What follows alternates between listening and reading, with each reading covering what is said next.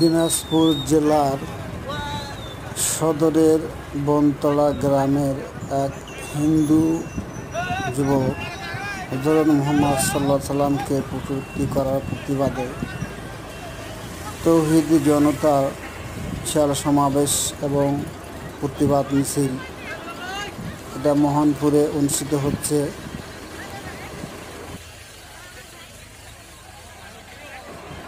মানুষ যাতে এভাবে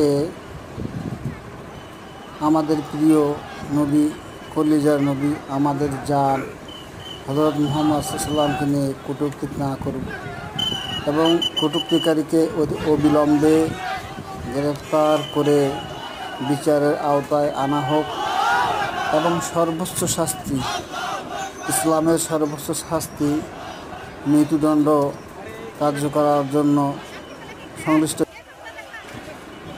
আশা করি আপনারা সবাই মুমিন এবং ঈমানদার ব্যক্তিরা এই সমাবেশে যোগ দেবেন এবং এই সমাবেশকে সফল করার জন্য সর্বাত্মক চেষ্টা করবেন। আর আমরা এমন দৃষ্টান্তমূলক শাস্তি চাই যাতে ভবিষ্যতে আর কেউ হযরত মুহাম্মদ সাল্লামকে নিয়ে আর কটূক্তি করার ধৃষ্টতা না দেখায়।